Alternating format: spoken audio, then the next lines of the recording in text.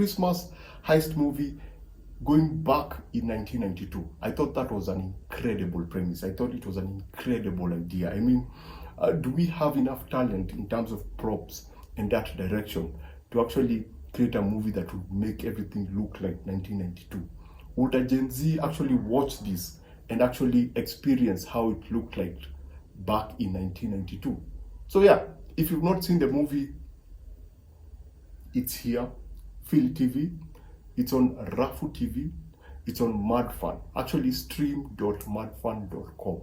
So go find it there. It's accessible, and most importantly, as a Kenyan, it's affordable. So there's no excuse, because the thing about Kenyan film has always been like, oh, the movies, our movies are too expensive. You go for a screening and it's like $1,000. That's a lot of money. You know, there's always been that connotation that watching Kenyan productions, they're kind of expensive. But this time, it's affordable. And yeah, just going straight into it, what you get for what you pay in terms of just visual quality is up there, because this is a very good looking film. It's shot very well. It's very glossy. You know, it's shot by Bishop. He's a Kenyan cinematographer. He has shot some beautiful looking movies, and you get that glossy, you know, colored lighting, very, very high quality, high resolution look and feel to this particular story, which surprised me, because if you think 92, you think desaturated colors, you think of a rougher picture, like it was shot on film rather than digital, because this has a very clean digital feel to it, and I expected a much more film feel to it, and which now coincides with what we are currently getting with Kenyan productions, which is a very good looking picture.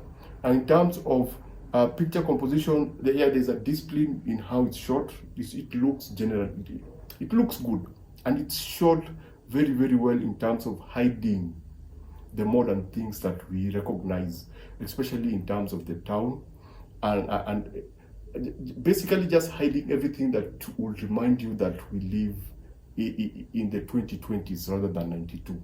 So they are very, very well composed images. That the blocking is impressive. Even in some public transport, the blocking is impressive. It's done so well that you cannot tell that we are in the modern world.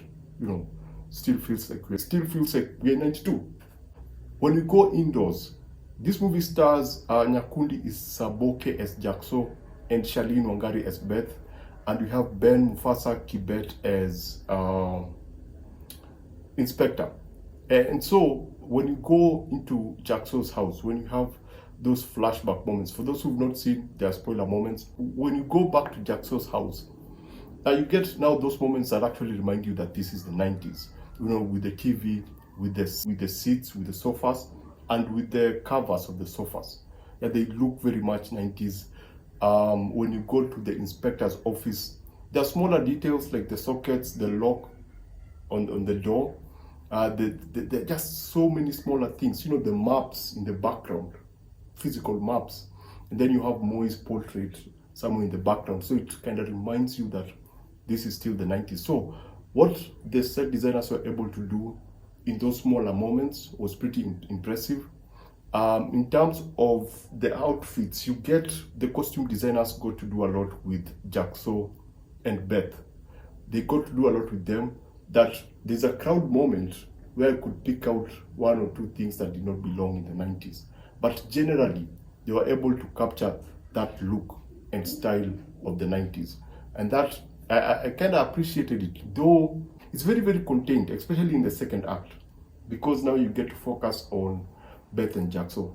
And now this leads me to the story and the structure, because it's done very well.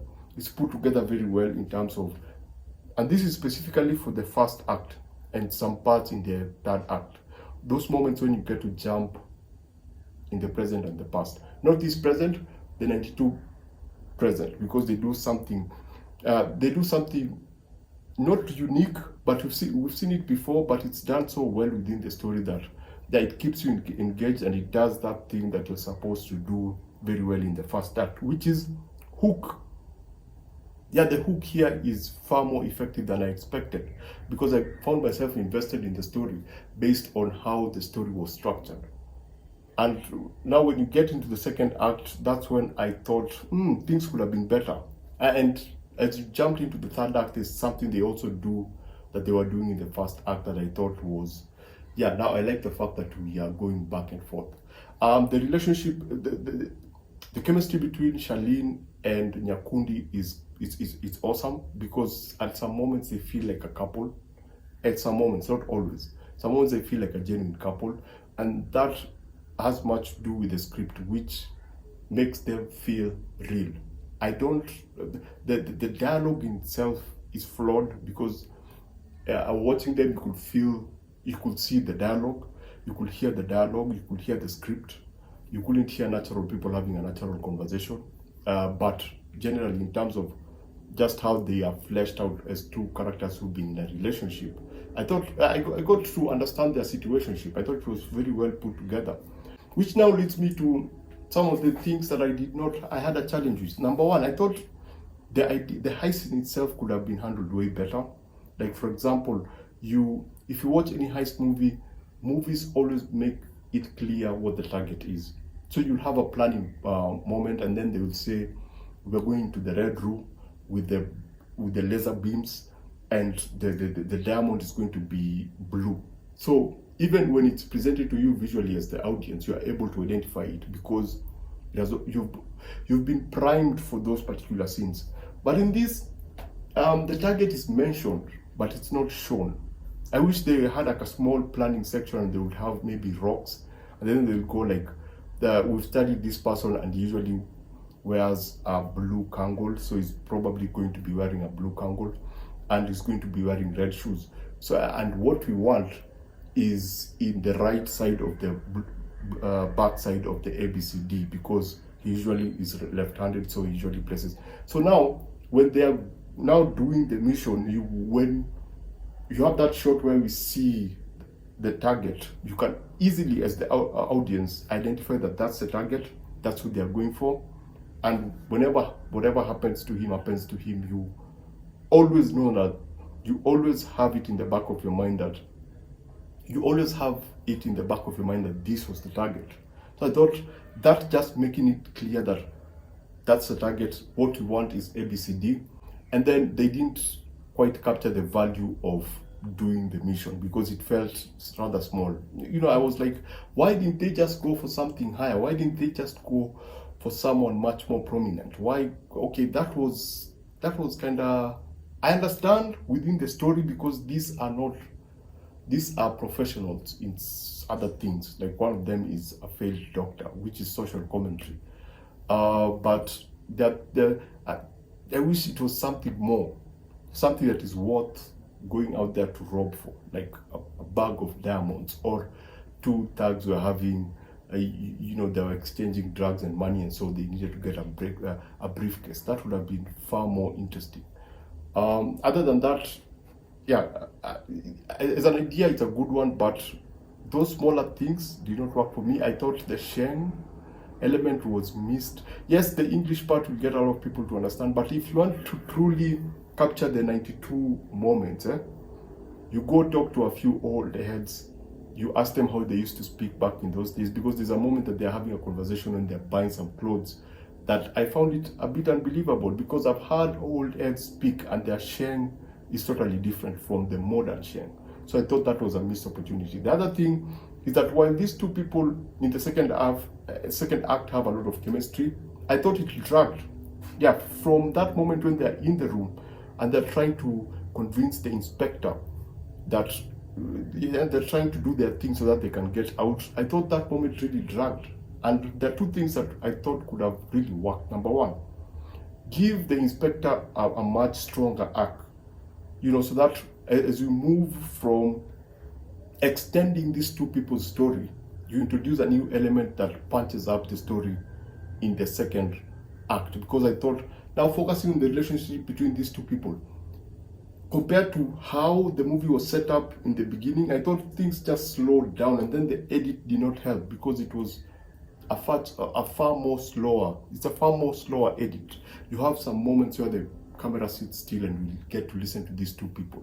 We get to learn about them, but you don't get to learn enough to understand who these people are. Yeah, someone likes football, another person is very mysterious, but you don't really get to know, to understand that you don't get enough to make you switch that these are actual human beings. They just feel like people on a page of script, not real people, not people with real issues. Yeah, they have their own situationship, but I wish there was something that would make them feel real. The other thing, as I mentioned, I wish Beth was given his own arc, and there was an opportunity there.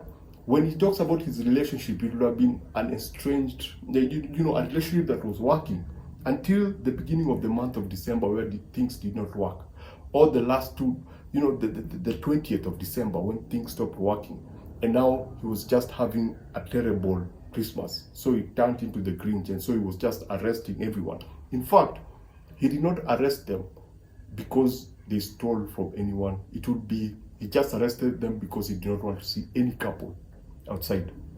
So for them, they think they were arrested because they stole, but for him, it was just another ordinary arrest.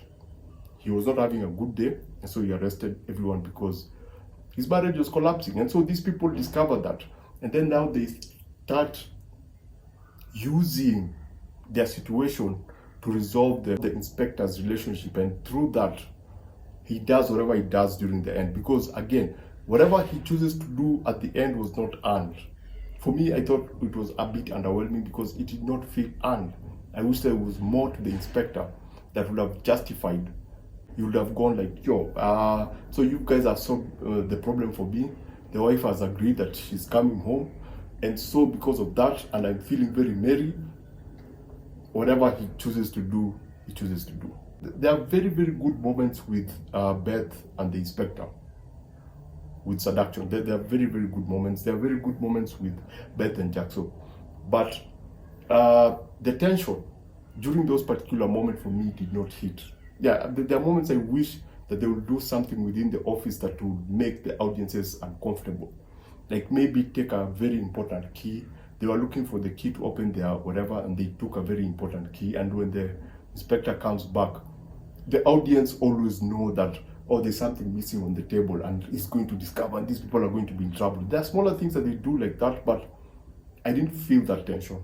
So I thought that could have been polished. There's another small thing, like there's a moment that the inspector is electrocuted, and I wish the lights would have like flickered to show that effect, because hey, 90s and power, there was an issue. Let me just put it that way. So that flickering of the power would have been very, very interesting. With the script, I wish they would have had a stand-up comedian in the room.